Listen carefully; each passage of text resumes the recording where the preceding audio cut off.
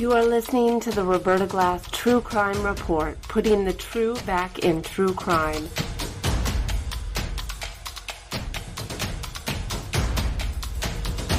From New York City, Roberta Glass is now on the record.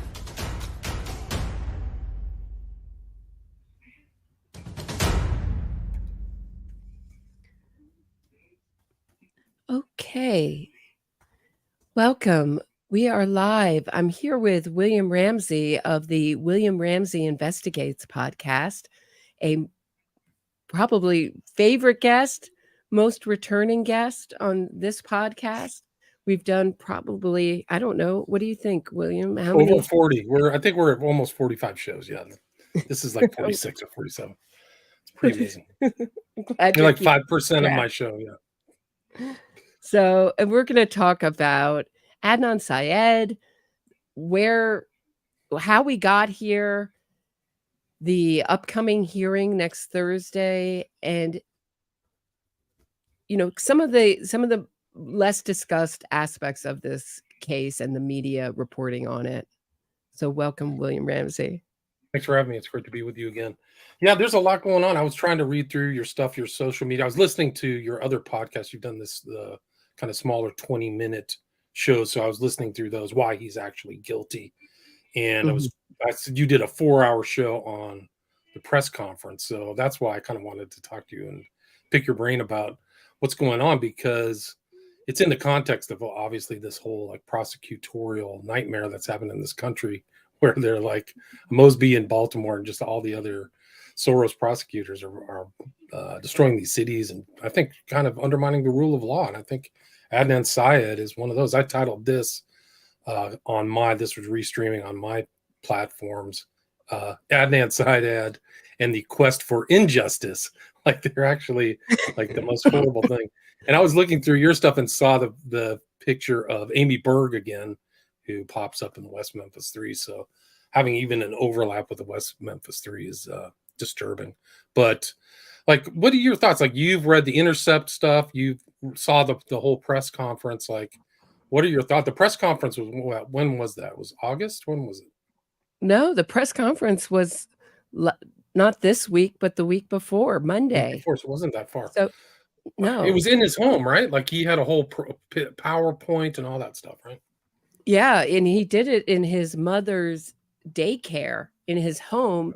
And then he announced to everyone, I know everyone's asking where my father is. So far, nobody up to that point had asked anything.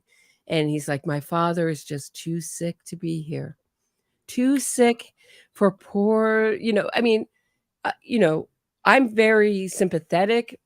My father got sick when I was a teenager and died before I turned 21. So if anybody's going to be sympathetic, it's going to be me. But to put that out, and that was a constant refrain from Adnan in this press conference, please pity me, feel sorry for me.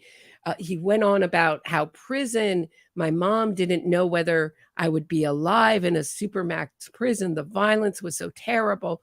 And I thought to myself, you sentence Hae Min Lee's family to a life sentence of grief. And you're talking about how your mother doesn't know if you're going to be alive the next day. Hae Min Lee's family wished they were so lucky to have Hae Min Lee still in a supermax prison and be able to see her and talk to her and hear what she's doing. It's not ideal. No one would wish it for themselves or their loved ones, but it's not being senselessly murdered. Right. I mean, he's in there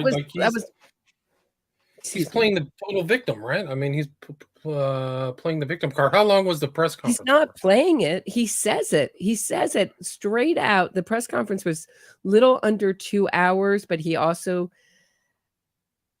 took questions. And I believe that was maybe 10, 20 minutes.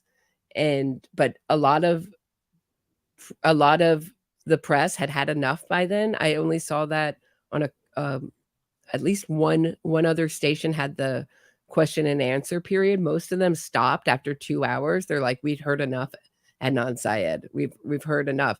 And I also learned that I've been mispronouncing his name all this time. But frankly, the only name I care about pronouncing right, his last name, is the victim's name. So I'm like, you know what? I've gone too long calling him this. I can't even readjust and change. But he did say at one point, he says, the part that made me almost spontaneously combust was the part where he says Steve Kelly, who was young Lee's, who's Hae Min Lee's brothers. So the whole Lee, he really represents the whole Lee family, but he was hired by young Lee at the last minute to represent him. And you can hear my interview. It's in my Serial and Adnan Syed playlist. I'll try to put it in the description of this video after we're done. I will do the same. Here in that interview, how quickly everything was done, and that is part of the reason his conviction got reinstated, is that it violated Maryland's victims' rights statute. They told him on a Friday that the hearing was happening on a Monday, and that he could, meaning young Lee could, Hae Min Lee's brother, could attend. This is Becky Feldman, the assistant state's attorney, which is the same as an assistant DA. They just have a different word for it there in that state. That Becky Feldman, who came from the Innocence Project, told him that he could watch on Zoom if he wanted to. Not like, we have a victim's rights statute in this, you have a right to be there. And she's like, let me know if you want to watch on Zoom. So when I look at that communication, what I think is that they realized he was going to be the problem in that hearing for them. That's why they maneuvered him not to show up. Right. And he was a problem on Zoom for them. If you're Team Adnan, just imagine you have Sarah Koenig on the courthouse steps. You have Amy Berg on the courthouse steps. You have all the Innocence Project clinic students who are Erica Sutter, who's Adnan Syed's lawyer. She runs the Innocence Clinic, right? Baltimore Innocence Clinic. And the filing that the state's attorney filed in this reads like it was written by Erica Sutter's Innocence Project clinic students. It is so rough. I mean, it's barely literate. It's not it's not the usual legalese and sort of smooth talking. I don't know what, what filings look like. This was all like, I don't know. I don't even know how to describe how it read. It read like maybe a 7th grade paper on new suspects in the Adnan Syed murder of Hae Min Lee case. That's what it read like. It read like a 7th grader wrote it. And the new suspects that they had, okay, so they had DNA taken from the bottom of Hae Min Lee's shoes, not on her feet, just in the back of her car. Then they point the finger at Mr. S in Serial, the guy who likes to run around naked with not much of anything to attach him to it. And then thirdly, they have so if that doesn't blow your mind and makes you think Adnan's innocent with those two amazing pieces of evidence, right, like mind blowing on the bottom of Hae Min Lee's shoes. We're in Bob Ruff territory, right? Right. Which is, as others have pointed out, is a exercise you do when you take forensics classes. You test the DNA on the bottom of your shoes to show you how much DNA one picks up at a time. And the third thing, the third thing was the prosecutor's notes from a witness, and the witness was Adnan's mentor, Bilal, who's in prison now for his own kind of, what's the nicest way to say it? Cosby-ish dental, put that in a dental setting, and Right. make the victims male Right. crimes. That's the best way I can That's put very it. polite. That's really good. Right. Not to So say that he was drugging and raping them, right? thank you. Right. Just right. Forget it. I think that was actually Right. in court, right? That was not Mhm. my opinion. Right. Yeah. Right. So his ex-wife describing Adnan Syed's menacing behavior towards Hae Min Lee before she was murdered.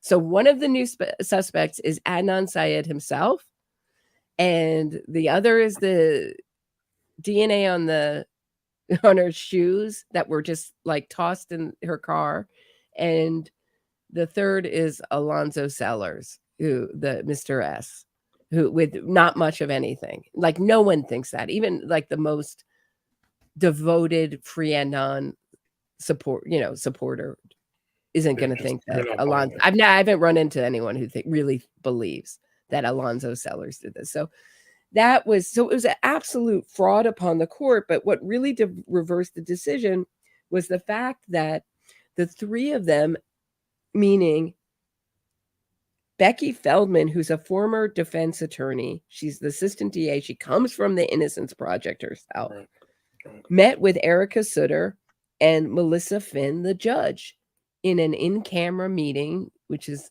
secret meeting. Just in the office, and face-to-face. Right. Yeah, no record of it, no record of what was said. Why they'd want to have that kind of meeting is anyone's guess. For people who feel like the fix was in, like me, I think it makes a lot of sense that you don't want any record of what was said in that meeting.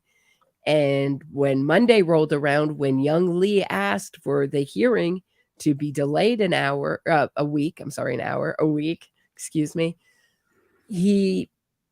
they all said, no, we can't delay this a week so you can be here. So really went all the way up to the Supreme Court, and they said, like, no, you have to reinstate the conviction, and this has to be a do-over. And the way the press was saying do-over, I was thinking, oh, it's going to go back to the circuit court. It's going to be the same players. It's going to be difficult for Adnan because now the evidence is going to be discussed. So if I can stress anything for my audience, so many of these quote unquote wrongful convictions are overturned in these kind of hearings. And I don't mean related in how the victims were treated. I just mean in that the DA is somehow on board. Everything gets rubber stamped. The new evidence never gets discussed. Or like, for example, I had a guest episode on Johnny Lee Bates, was a case in Georgia. This guy was so guilty, and they tested the ties. He said he was a maintenance man and got entry into a woman's apartment and tied her up and killed her. And they tested these ties after they'd been passed around the jury many decades later. I mean, and there wasn't his DNA on it. And they bullied this DA, female DA, into relenting and letting him out on this, just because there was a lack of his DNA.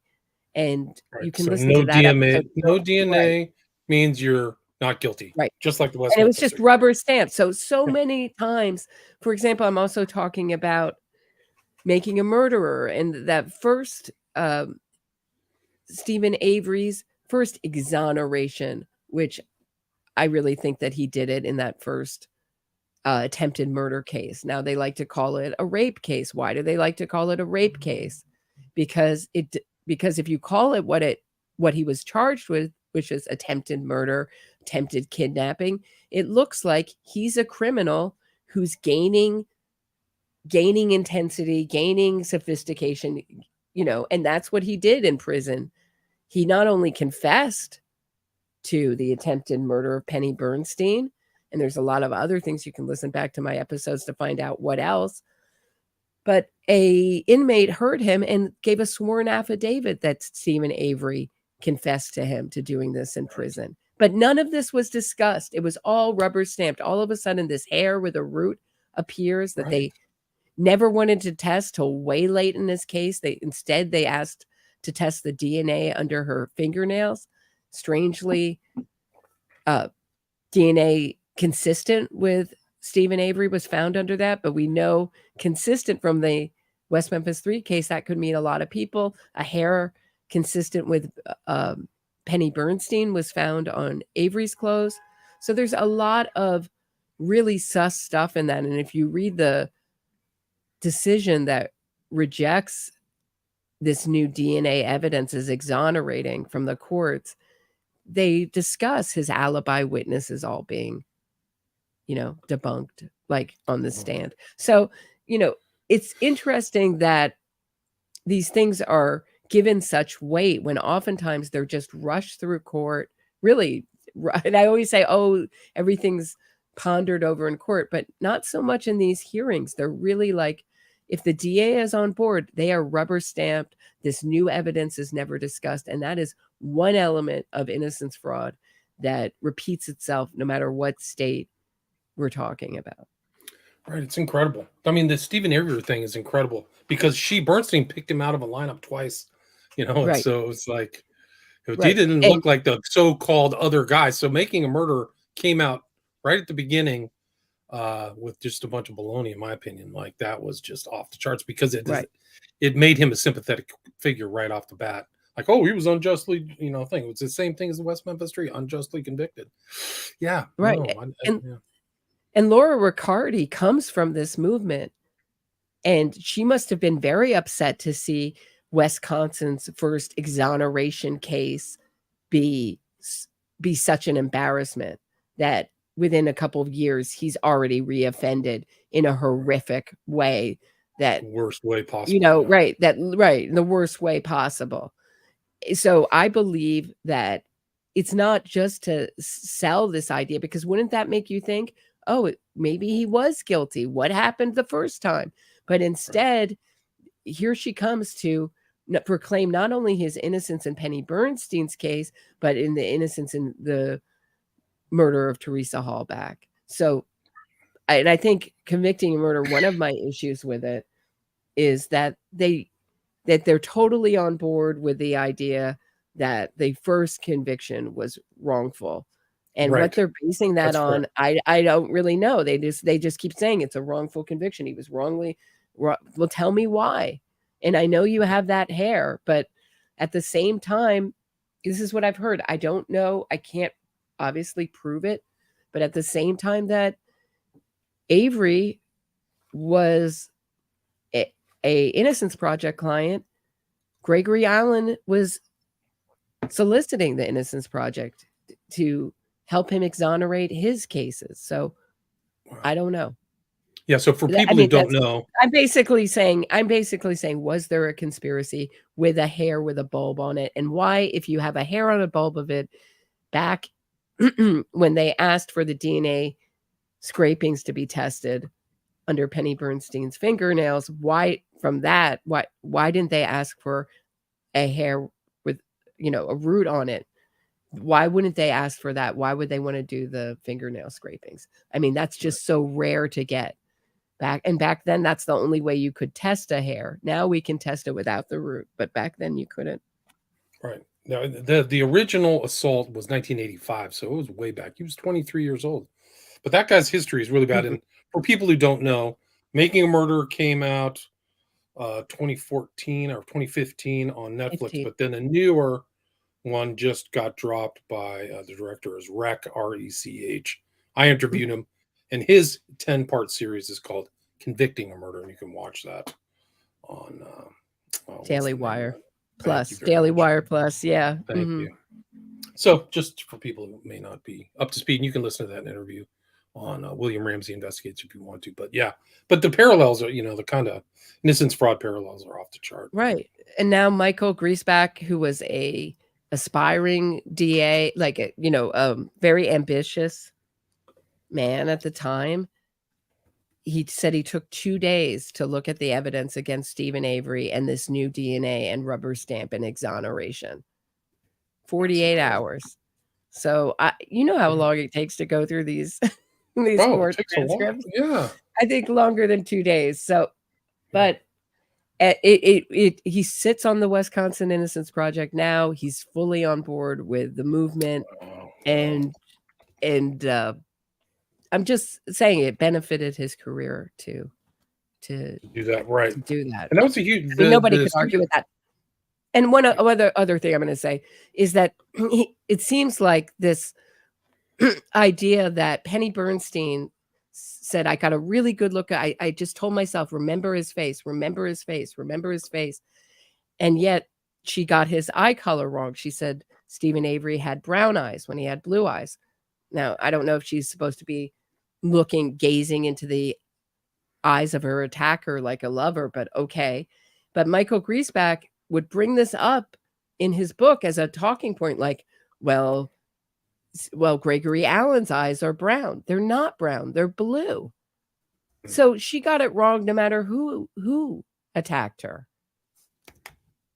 And his MO was to hide his face. That's, I have a lot of reasons why I doubt it. It started with a gut feeling, and then I just sort of, went into it. From what I know about these, I think it's just very odd that his doppelganger would be committing this across town. You know what I mean?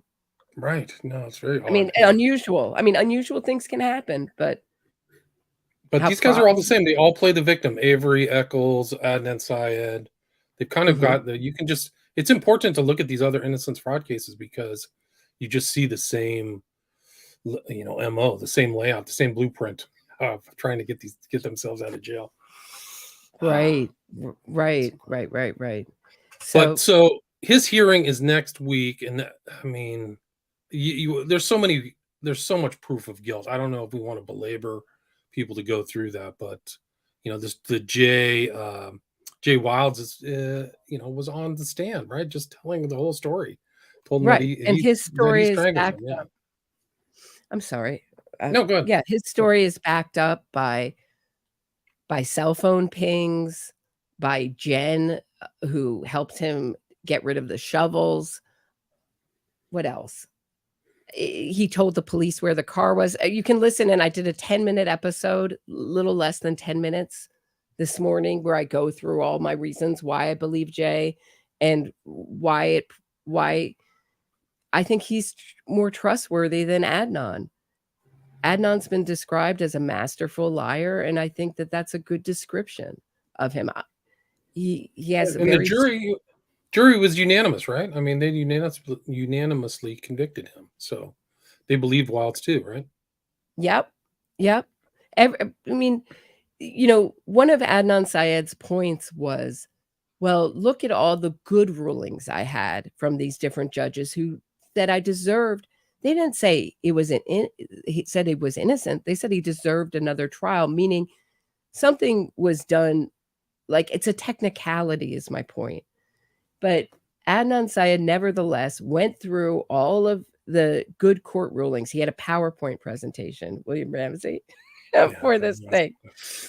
And by the way, I just want to mention the podcaster Down Rabbit brought up the funniest thing as he's giving this press conference in his mother's daycare. He's sitting in front of a book that says, I belong in a zoo, I believe, something like that. Kind of children's book like that. Just to add to the hilarity and ridiculousness of it. And he's sitting there without a lawyer. But all his good rulings came after Serial. Every single one of them.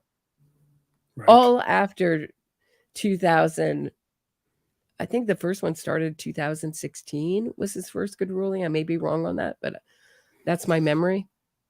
Right. So Serial's been out almost 10 years, 2014. So that will tell you what a podcast can do. Right. Is put pressure on the courts from the outside. And that's why they keep going to these same formulas of podcasts and documentaries and going to the court of public opinion, because it works. And when you see a bunch of people celebrating on the courthouse steps, and the formerly convicted murderer, or the murderer who's had their conviction overturned, walking down the courthouse steps, and everyone's hugging them and elated, You want to believe that they're innocent. You don't want to be who wants to be the naysayer? Who wants to be the odd man out to say, oh, well, gosh, this doesn't look good. Oh, put him back in. That kind of feeling really comes from knowing something about the case. And most people don't have the time to read the transcripts. They know what they've heard. And Sarah Koenig, to listen back to Serial now, just even little things like she's talking about meaning she's so not even biased. She's out with a mission to make Adnan look innocent, to raise doubt for her own, I would think, her own career and the amount of listens, because who's going to listen to the episode 1 through 12 if you already think he's guilty? Right. Not many people. So 100 million downloads by 2016. That is extraordinary. Like, she made bank off of that. I can assure you. A Peabody Award. Oh. And she's never done it again, which I think is interesting. As far as I know. So she's just done. Oh, actually, I made this, and someone may have said, you're wrong. She may have taken on another case like this. I know she looked at the justice system going around from court to court, to state, and that wasn't really popular to say how terrible it was. Even our public that always seems to be hungry to hear the story that our justice system is terrible weren't in on that. We're down for that one. Right. No, it's interesting. Yeah. I think it was a spinoff of This American Life. That was how she came up with Serial. Like, I don't know who owns it or whether she had 100% ownership or something, but. And that's and that was one of Jay's issues, is that she never said this is Serial. She never said it's a podcast. She talked about a documentary. So she may have been thinking about a documentary in the beginning. Remember, Rabia Chaudhry, Adnan's advocate, saw the West Memphis 3 documentary that Amy Berg did, West of Memphis, and that Damien Eccles, the twice convicted child killer, produced, and thought, oh, we could apply this to Adnan's case. Like, she recognized, I think, this is my view of it, she recognized the fraud right away and like, oh, we could repeat this. This is how it's done. Mm-hmm. Right. West of Memphis came out in 2012. I can't believe that's over 10 years ago. Wow. I actually went to a theater and watched that. I was just like, oh, this is a joke. But the ending's really good, because he's like, all I ever really wanted was to be the greatest magician that ever lived. Like, he literally admits that in the end of West of Memphis. Like, okay, yeah. And you were saying that, I mean, what is that? That is just like basically to me saying, like, I have no morals, my will on the whole world. Absolutely. No? Absolutely. 100%. The philosophy of like magic and things like that is you're at the center of the universe. You're hyper selfish. Like, you're trying to get power, money, sex, whatever. That's kind of like the whole magical worldview. It's not like we're all in this together or some kind of communitarian outlook.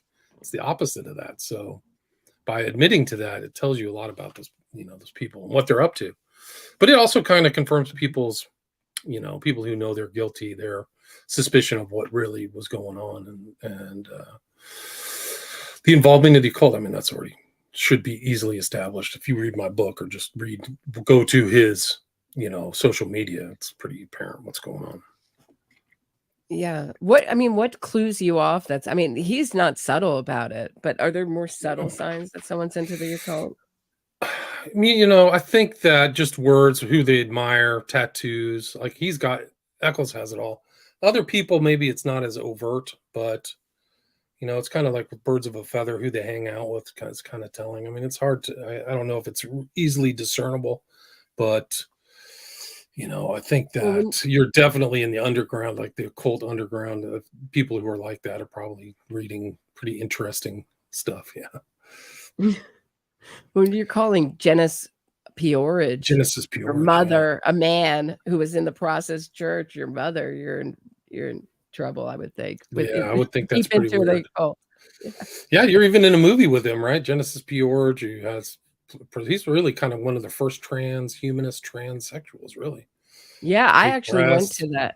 Right. I went Oh, to that because I was like, it was so weird. I went to the opening of that documentary about how he was getting all this plastic surgery to look like his dominatrix yeah, wife, I think. dominatrix who passed away or whatever. Yeah. Yeah, passed away. And I mean, the word on the street, at least in New York, that was that they were heavily into to drugs. But I don't know if that's true or not. Yeah, I'm not surprised. Right. Wouldn't be surprised at all. But yeah, I mean, this whole Adnan thing is just, it's back in the news. They know how to get into the news cycle, right? Do you agree with that? Like this whole thing again? For sure. But what was interesting about this press conference is where were the usual cast? Yeah, I'm just thinking, where were the usual cast of characters? It was Adnan alone. There was no Erica Sutter, his lawyer. There was no Rabia in front of the cameras. It was just his mother sitting very stiffly on one side next to his brother, and Adnan sitting on a sofa, and Adnan sitting in a chair separate. And he kept saying, oh, that Steve Kelly didn't inquire about his family and how much his family suffered. Steve Kelly, the lawyer for the victim's family, Hae Min Lee's family, didn't inquire about his family's suffering, and they've suffered so much, he said. Wow, that's crazy. That just is the stuff that makes me want to spontaneously combust. Yeah. It's just so enraging. And the fact that the media came out of that press conference, and I understand that it's a different kind of journalism, that they just have to say who, what, when, where, but like it had any merit. You know what I mean? Like any of his claims of prosecutorial misconduct, and the fact that he's so resentful that the Lee family, if the Lee family had a little help writing a brief. Now, I don't know what the legal implications of that are. If the Attorney General's office can help them write a brief, I don't know if there's any kind of law against that. But certainly, he was let out with the whole help of the Baltimore Innocence Project, Innocence Clinic, those students. And I mean, he had so much more help. And then he refers to the state as having infinite resources and infinite money. I mean, they project onto other people everything that they're doing: fraud, endless resources, absolutely, meaning that it's not equally balanced. He has so many more resources than the state, and as far as money to spend on this case and people. And to say that the state is really like the man and that they can do anything and he can't is ridiculous. But Rabia also likes to say that too. Why is she still is she still involved in this? Have you seen her around recently, or did she drop off and go do something? Oh yeah, no, she was doing all the interviews. She wrote a book. She's treated like gold. And when you know how she acts, getting her enemies, getting their sponsors taken away, in the case of Sword and Scale is what I'm talking about. I've just heard the way she acts online is really atrocious and not becoming to a lawyer. I would think that would violate some of the things, I would think that she could get some kind of admonishment for that, but it just seems like she goes uncriticized. The most people say about her is like, oh, she's really tough. Don't get her like pissed off, like peeved, right? Peeved, or right, exactly, like full of piss and vinegar. Like every euphemism is used for her. A horrible person who will attack anyone who she perceives is against her. Strangely, she's never gone after me that I know of. Yeah, and I feel a little left out on that. What's the story about her going after Sword and Scale? I forgot what that guy's name was. I actually interviewed him when I was with Ed. Right. It's not coming to my mind right now. Yeah. I'm sorry. Oh, it's okay. Like I almost can see it, but it just I think, well, he did an unfortunate tweet that was pretty misogynistic. Yeah, that's right. And she blamed it on that, but I'm not sure. I would say Rabia and her group, I know how these Innocence campaigns work. They like to gather together and say, let's get this video taken down. Let's get this podcaster sponsors, whatever they have, they like to attack, in mass. So I would think that was her doing. She was, it was the biggest podcast going after him. Right. At the time. Yeah, it was only a few of us, in the beginning. It was such an unpopular position. It's hard to imagine now. But in the beginning, it was like, I don't even know what the equivalent. I don't think there is an equivalent. He was so beloved. And because Sarah Koenig had started out calling everyone Adnan. I mean, calling Adnan Syed Adnan, and everyone started doing it too. So he became Adnan, our buddy Adnan. Don't we want to free our buddy Adnan? And Hae Min Lee was Hae Min Lee with the teenage diary, like so average. I mean, there's just all sorts of ways she diminishes and demeans Hae Min Lee in it. It's really disgusting, but it's so, like, for example, in the beginning of Serial, she talks about Uric, the prosecutor, putting his hands around a dummy's neck in closing arguments. And what you're made to think, or what that's supposed to make you think is, oh, how outrageous, how over the top, sort of like a satanic panic feeling, the same kind of thing. Like these, this is theatrics and these unnecessary theatrics when they have the wrong guy to begin with all along. Right. That's what but you think about all the people that researched this case. And in the beginning, Rabia Chaudhry wanted to just release the transcripts bit by bit for a price to fans, which I thought was also really atrocious. She never did, but that was an idea she had at one point. But eventually the Redditors bought the transcripts and then the case files, and it was all released. It's all public. And when people started reading the case files and digging in, minds turned. And that was the biggest change among the people who are really serial fans. Now, the rest of the world, I don't know. I mean, these are like the devoted true crime fans. The rest of the world, I don't know what they think. All these things, like that photo op for Adnan on the courthouse steps, just walking down the courthouse steps to cheers. That is made to make you think that the whole world is celebrating. And what's wrong with you? Right. It's a celebration out. They had that same video of the West Memphis 3. It's the same phenomenon right across the board. Making a Murder, West Memphis 3, Adnan Syed. It's the difference between this kind of public propaganda and actual seeing the court cases. It changed everybody's minds. That's really it. Once you start reading the court case of the West Memphis 3 or what happened to Avery, it's like, this guy's guilty as hell. Like, they were found totally justly guilty. So it's something about the will of these people to make these things. Like, I don't know Koenig, but she's from NPR, right? It's public radio. This American Life is public radio. So their whole worldview is like, oh, the big bad state, is up against the little guy. So maybe that she just went into this case with that mindset. Like, I think Justin Brown, who was Adnan Syed's lawyer back then,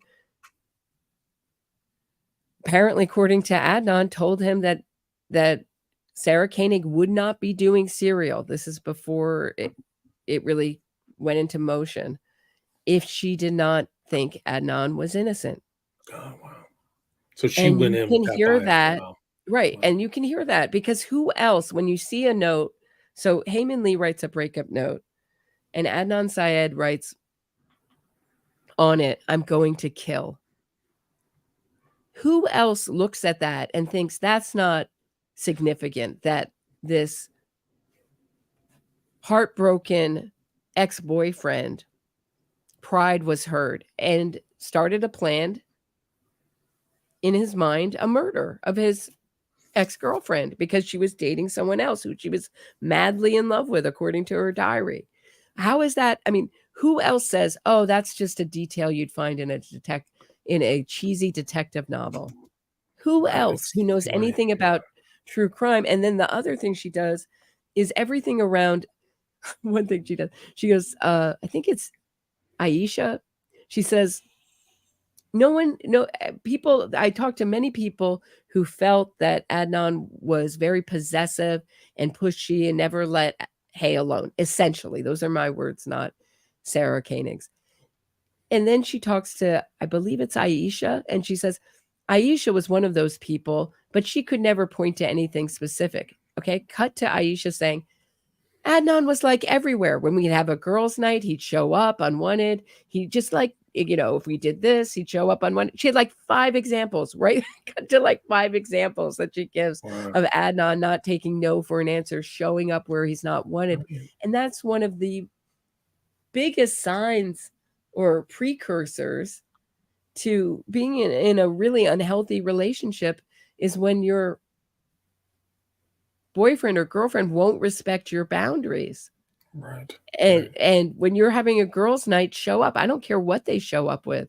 If I'm having a girls' night, I don't want to see you. And I think most women feel like that. But no doubt. It would be creepy. It would be creepy. And like Hae Min Lee was trying to like ask her teacher, don't tell him I'm here. Like there was something like that. I remember. Right. Ms. Schwab, she was calling her on the phone saying, can you hide me from Adnan? So, right. And you wouldn't ask a teacher that unless you were really concerned. So Hae Min Lee had to have been scared of him. Yeah. Scared. And, even if she wasn't scared, at minimum, she saw him as a pest that she needed help to get rid of. Right. So at minimum, if you're looking at that, but as someone who's been trained by Gavin de Becker's company and this kind of stuff, that is a big red flag. And for Sarah Koenig to normalize that, I mean, just look up any, I did before my first show about the breakup. I looked up on every sort of what are the signs, of a relationship that's going to turn violent. And every single one of them was not respecting boundaries. Every single one of them. Wow. In one form or another, in one language or the other. So with her, it's normalized, and not only just normalized, it's used to make Adnan look good. Oh, he showed up to girls' night with carrot cake, and Hae Min Lee thought it was romantic because she's what was she? 18, I think 18, 19 at the time, and didn't know better. I think 17 or 18 at the time, and she didn't know better. I believe she was 18. Yeah, didn't know better. You don't know at that age. You're not, unfortunately, we're not educating girls about this kind of stuff. Right. No, the people just aren't as astute as like these things. People who are older who've studied these, people getting murdered or harassed or horrible stuff. Like the older people know the signs. The younger people may not know them as well, but unfortunately, Hae Min Lee didn't know them as well. It cost her life. Yeah, it's these sagas on the public mind are just such like an unnecessary burden by all of these people promoting their careers and their lives. And the money factor on serials, enormous, 100 million downloads. Think about all the ads played on that, like 1 billion ads. And a Peabody. I mean, yeah, shameful. I mean, what is like, and right. And the MacArthur Foundation that funds This American Life is very into these kind of restorative justice, Innocence Project type groups funding them. So they know where their bread is buttered. It comes from this kind of thing. But the difference between that movement is that they're all on board with this idea that these kind of DAs that Marilyn Mosby is and George Gascon in LA, who thought up this idea, which I'm about to explain. Chesa Boudin, all the Chesa Boudin, right? All these. So George Gascon and George Soros, the two Georges, had this idea to put in DAs that would do the bidding of the defense. So it's like saying we have a basketball team. We're sick of losing. We're just gonna, from now on, we're gonna just have both teams put the basket in one side of the court. And we're just, you know what I mean? Right. And we're going to play for one team. It's going to be one team. the, pro-criminal team. That's there's nobody. So we have two defense attorneys talking to each other in court. There's no one representing the victim, and there's no one representing the people of the state. And it's terrible.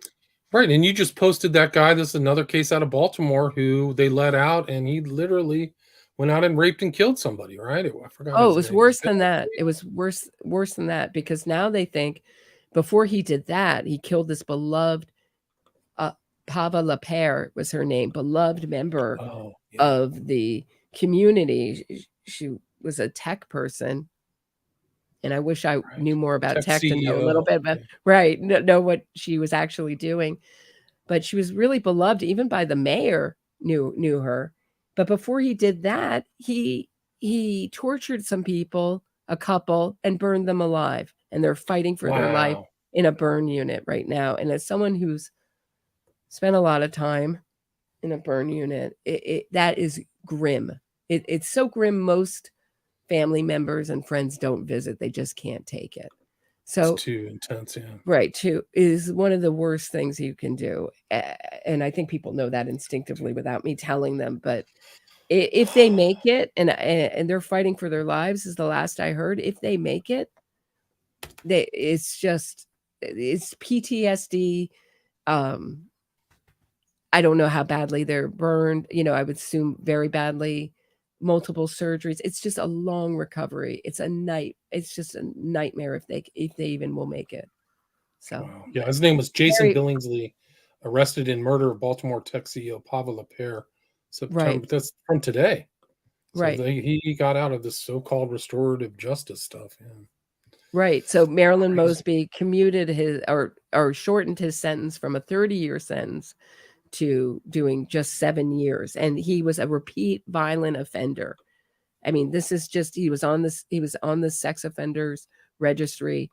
This is just absolutely not someone any one of us would look at and say, oh, this is a candidate for parole. But for Marilyn Mosby, see, what they're trying to do is end what they call mass incarceration. So they look at our country and they say, why do we have so many people in prison?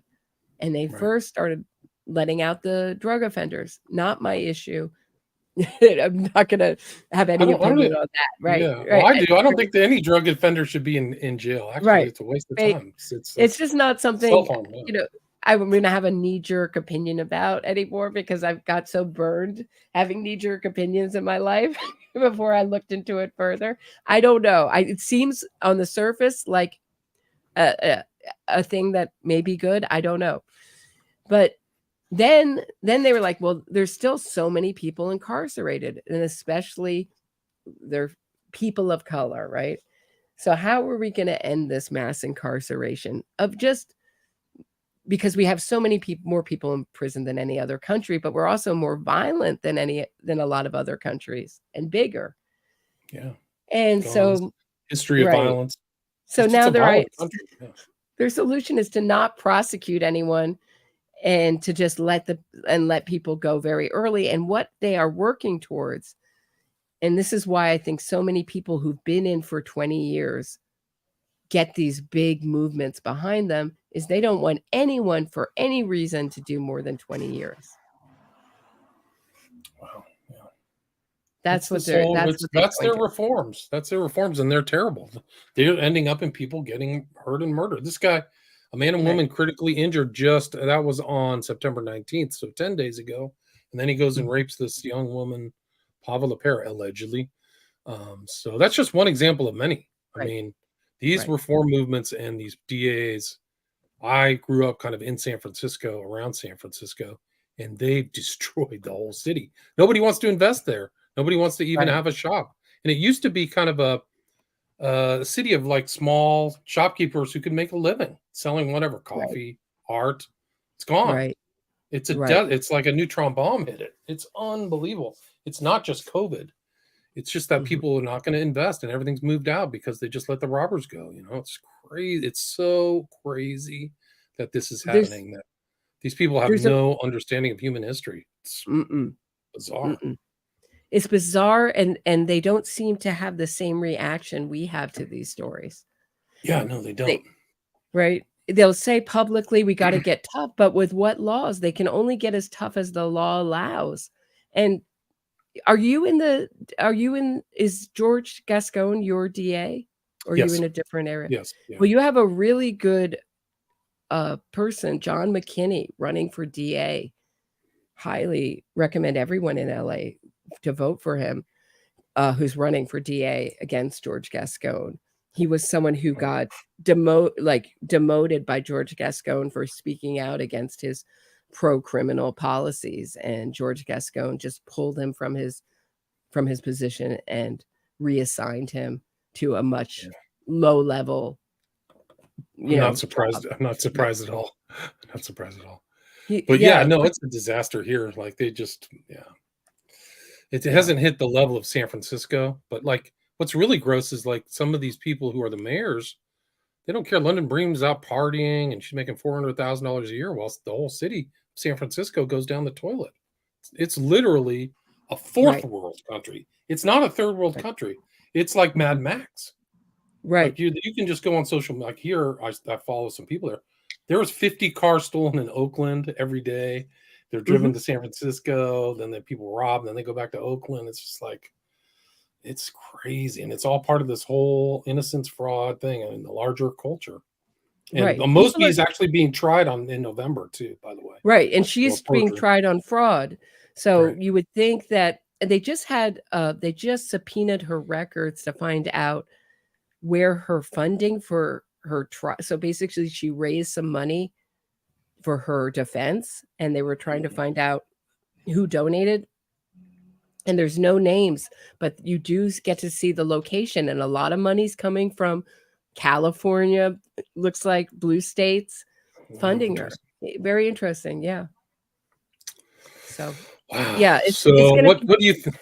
What's on the horizon? What do you think will happen next with the whole Adnan Syed?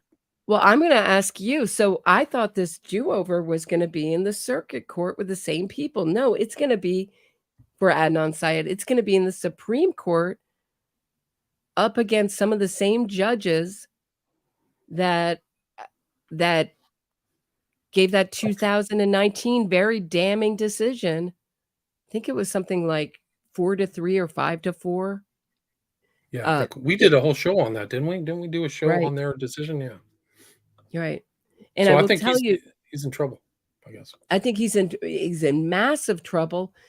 Anytime you have to explain why this is explosive new evidence that proves his innocence, you're in big trouble, because I haven't even heard the supporters say that. What they do is they say, well, a judge rubber stamped it. What does that mean? Like, well, someone else believed it. That doesn't mean anything. Like, tell me why Alonzo Sellers or Adnan. Actually, I'll agree with you that Adnan is an excellent suspect for excellent new suspect for this. Or the DNA on Hae Min Lee's shoes proves that someone else did this. I have not even heard a supporter make a good argument. The only thing they say is, see, he's out now and it's rubber stamped by a judge. He went to court. But that kind of court hearing is basically just a formality.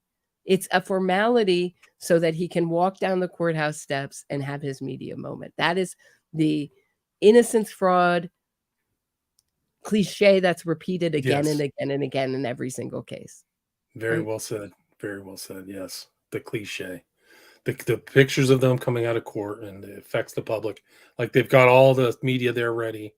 He's innocent. He's out of court. Yay. Do you have any idea how long is this going to be, like one day, or is this going to, they say it begins on the 5th of October, Thursday.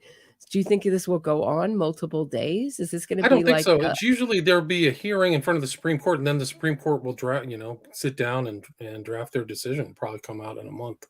That's my so their decision won't happen the same day. I think there'll be a hearing, and then they'll make a decision. That's my guess. I mean, that's what I think. Honestly, I didn't look into exactly. I didn't even know the date that it was happening. So I'm glad you told me. But we should do another show once they come to a decision. I think I'm so curious what will go on in this hearing. I don't know if it looked like, I don't know if it's going to broadcast. It looked like one hearing was taped and broadcasted, and Adnan played it to try to humiliate Steve Kelly. I mean, it's just so obvious that Adnan has so much hatred and resentment still towards Hae Min Lee and her family, and loves re-victimizing anyone who stood up for her, anyone who's helped her side. It just, he played a part of this hearing where Steve Kelly was asked some tough questions and didn't have really great answers. That's what it looked like from the clip. I didn't watch, I haven't watched the entire thing in its entirety, but that's what it looked like from the clip. And it happens in court, but he did that so that the public will think he's a terrible person and that he's doing something nefarious. It was all, I mean, Adnan Syed has been working with Marty Tankleff at Georgetown University. Marty Tankleff, who was convicted and did many years in prison for the murder of his adoptive parents, Arlene and Seymour Tankleff. He got his conviction overturned on a technicality. They couldn't retry him for his mother. It was so many years later, witnesses it's just Andrew Cuomo wrote a decision about why they weren't retrying him. And he said this should not be seen as an admission of innocence, and he deserves no money. Cut to, I think he got I want to say I think it's like $10 million altogether, 3.3 million from one and something else from another, whatever It's disgusting. What's he doing at Georgetown? He's there with another mass murderer, Anthony Fauci. What's he doing at Georgetown? Is he teaching? Yeah, he's teaching. He's leading kids. He's teaching them how to solve crimes. So he's leading classes into this innocence stuff, the same stuff that got Anthony Porter out of prison in Chicago, right. And that the same type of class that hired someone who coerced All Story Simon into a false confession and did many years, 15 years unnecessarily for that. But and at one time they were both on the National Registry of Exonerations. I loved that. And when I pointed it out, it seemed to I'm sure maybe someone else did too, but it seemed to have they seem to have corrected that when I pointed it out. Wow, it's just unbelievable. Like these and the gullibility of some of the people too is shocks the conscience. Like, why the hell is going on? Do you know if Sarah Koenig in Serial, did she include any interviews with the victims' relatives in any way, shape, or form? She said she asked Hae Min Lee's family. They declined to participate, but I guess, and I can understand why, but I don't think they had anyone really speak up from her immediate family that I remember. Does anyone in the chat remember? Not that off the top of my head. I'm just working my way through it. So again, for maybe the third time, and I don't remember that. But she's really absent. If she even reached out. Yeah. I know they had a family friend speak out in the case against Adnan Syed, which was the HBO Amy Berg thing, and there had been so much criticism. Excuse me, I have to cough. Hold on. Yeah, no problem. So much criticism of Serial for leaving Hae Min Lee out, and for the way she was treated in that, by her total absence, really, except for a few clips from her friends. She's really absent from Serial totally. That they included her diary, they did this animation, but it was even worse, in my opinion, because her diary was used as ammunition to free her killer, and I found that very distasteful and disgusting. So, and yeah, it's disgusting. I think the entirety of Serial is disgusting. Just like Making a Murder, it's disgusting, and all three of the West Memphis 3 documentaries, and West of Memphis. These are disgusting enterprises. Like how they get started, and how this kind of trick, and how it poisons the public mind. I mean, overall, it's just like a dumpster fire of deception and prevarication and manipulating the facts and ignoring the victims. Really, like they never, they never go. It's awful. Yeah, it's awful. It's awful. Maybe I'll go over Jay Wilde's interviews on The Intercept, because they are really very illuminating as to how he felt about Sarah Koenig and her lack of transparency about what she was doing. He asked her for her business card and she said, I left it in my car. And she comes back with a business card without her name on it. With just so weird. I find that so odd. What do you think her goal was? What do you think her goal was with him? Was to just make his testimony look terrible, like just like discredit him in the public? Right. I think that they were hoping that the public would think that Jay himself did it and get outraged. But the bigger goal of Serial was not just to free Adnan Syed.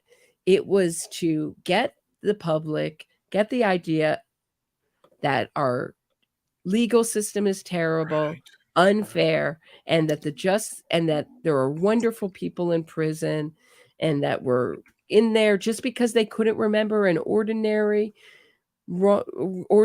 day 6 weeks after they were asked. First of all, he wasn't asked 6 weeks, and it was not an ordinary day, and for many, many reasons. He lent his car, his cell phone out. He'd never done that before.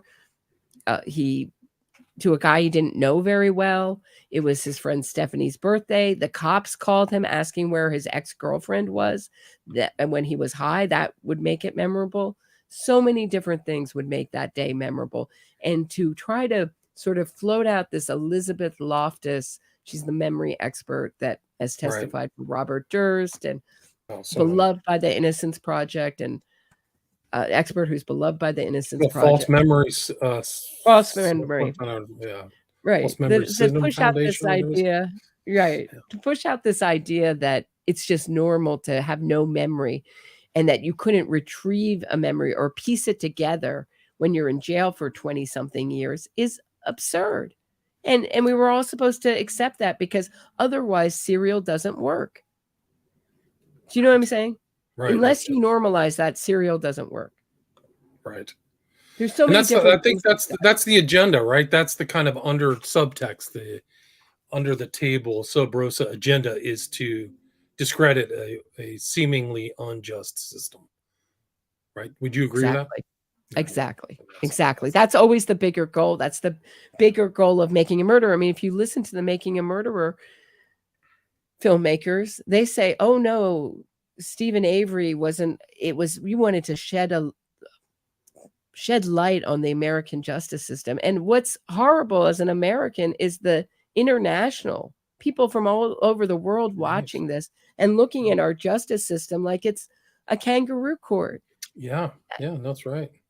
I talked to Sean Reck. He said that interest in Making a Murderer was international. Like, tons of people are watching it. Millions and millions of people outside the country. And yet, but it's what's disingenuous is their attack, or their pointed attack against the system doesn't pick up on real injustices. It takes truly people who are found guilty and rehabs them. So it's very twisted. So instead of going in and finding somebody actually unjustly convicted, they are actually attacking a system that's trying its best to work in the best interest of because society. Their solution is to get more Marilyn Mosbys, more Chesa Boudins, more Alvin Braggs into office to make it totally unfair. And when that happens, when our justice system collapses, there will be no pleasure in saying, I told you so, that I've been screaming about this for the past 5 years. That's pretty much the end of civilized society. Yeah. And I know most people don't have interaction, luckily, with our justice system, and that's a good thing. But it makes it more likely that people can lie about it, because most people don't know. Most people aren't in court. And the little interaction they have at court, it's maybe possible to imagine something nefarious going on. But imagination and actually proving that so many nefarious things have gone on. What's funny is my friend said to me, well, it looks like by the time the Innocence Project at all is done, with their agenda on our justice system, you're going to agree with them that the justice system is totally unfair, right? Right. Well said. They've made it unfair. So I might even Right. agree in parts of our country now that it is unfair thanks to them.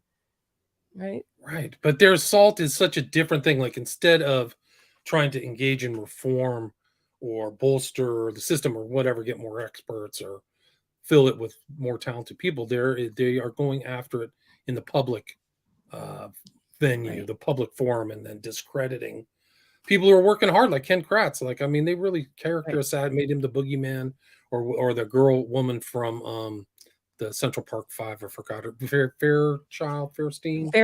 Linda Fairstein. Yeah, they made her look bad. She was a noble, honorable woman who was like revolutionized how we investigate sexually motivated crimes in New York. I mean, and everywhere, I believe it was like wrote the handbook for it. Every woman should thank her. Instead, she's being thrown out of her charities, loses her publisher. I mean, Ken Kratz has been harassed.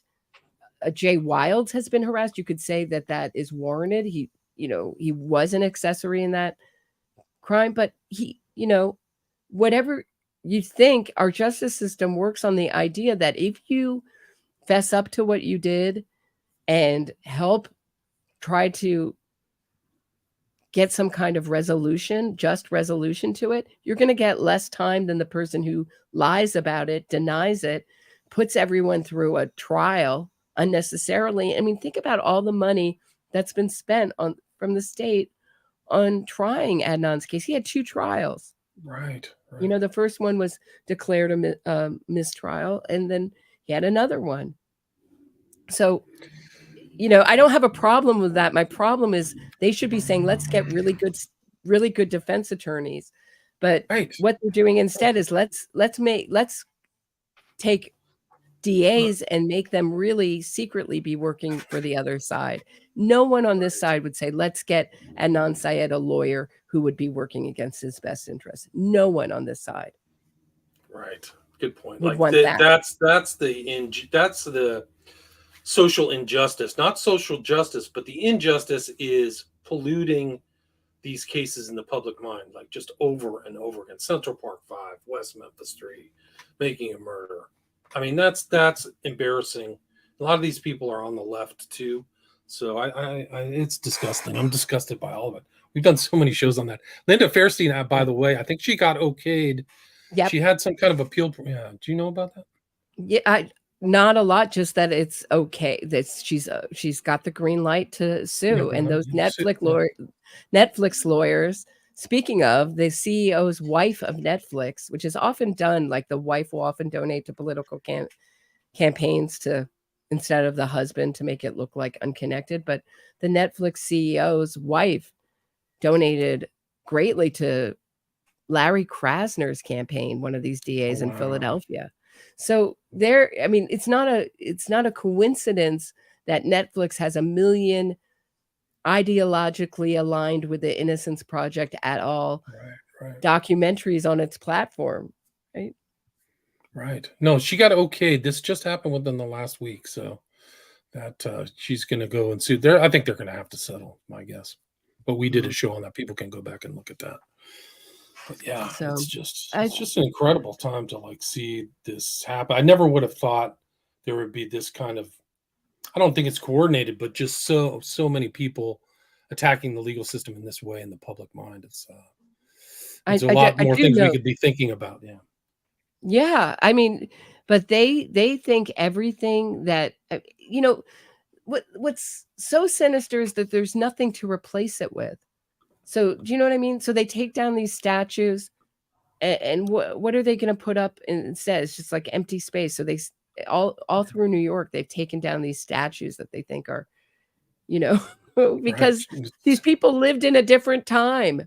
These are the same people that argue that you have to understand, say, like the Black Panthers in context of their time, or the Weather Underground, or any of these people who got from social movements that got in trouble with the law, that you have to understand them in context of their time. But not, they will argue that till they're blue in the face, but not to our founding fathers or to anyone who we've honored, who doesn't look great in today's looking from today's perspective back on. So there's nothing to replace it with. That's what's so sinister, is that they're going at full speed towards this utopia of get rid of all these traditions, get rid of, I mean, for example, just like one thing, before we go, the Fetterman, they've changed the law in the Senate. So the rules in the Senate, the rules in the Senate. So you didn't have to wear a suit. So Fetterman could walk around in his hoodies and shorts and stuff. And it's like, is that what you're replacing it with? We're going to have like our senators just like looking casual, walking around. Like everyone was like outraged. You know what I mean? Like, is that better? Like what they're like, Right. I don't see any of these things as like, they feel regressive, and there's just nothing to sort of replace these kind of traditions with. So it's just sort of like, it just looks like a mess. It's a mess. It's a mess. New York, you have another problem with all those migrants too, economic migrants. Mm-hmm. They're not running from prosecution, but that's going to be an interesting what happens in New York City over the next year or two if they're not going to kick them out. I mean, they're illegals. It's like incredible. It feels lawless. Like it just feels lawless right now. Like if you say, "Oh, I'm going to call the cops," I think people would laugh. We just don't have enough cops to police everything. I noticed that there's a lot of cops now on the subways. Looks like the mayor is putting a lot of cops because we had so many subway crimes, but it's just out of control. Like the amount of really dangerous and deranged people walking around is scary. And I know people who aren't taking the subway anymore. Good for them that they can do that, but not taking public transportation anymore because they're too frightened. When I said fourth world country about San Francisco, it's going to happen in all these cities. I'm literally talking like Mad Max, because you're disincentivizing people from working. If the system doesn't have their back, if the prosecutor is part of the Innocence Project, like the breakdown in the rule of law is going to be astonishing. It already is to me, but it's just part of this larger cultural, you could call it a drift or whatever, away from actual like true justice. They should, if I don't know. It really cracks me up when people criticize Biden for his tough on crime bill, because how did we get to this tough on crime bill back in the early 90s? We got there from trying out all these restorative justice stuff, not going this far, obviously, but there was the same idea. And we ended up with a massive spike in crime, revolving prison doors. And we're trying it once again. It's just like we keep doing, we're like always a forward looking country, and we hate to look back, and we hate to be critical of ourselves until way, way, way later. We can be critical, but when it's too near, it's like we can't learn from our past mistakes. It's just like we go careening forward doing the same thing. Right. No, I totally agree. I think there'll be just a return, head back of the pendulum, hopefully, because if not, it's just you're circling the toilet. Like these cities are in terrible shape. Oh, I can't wait to get out.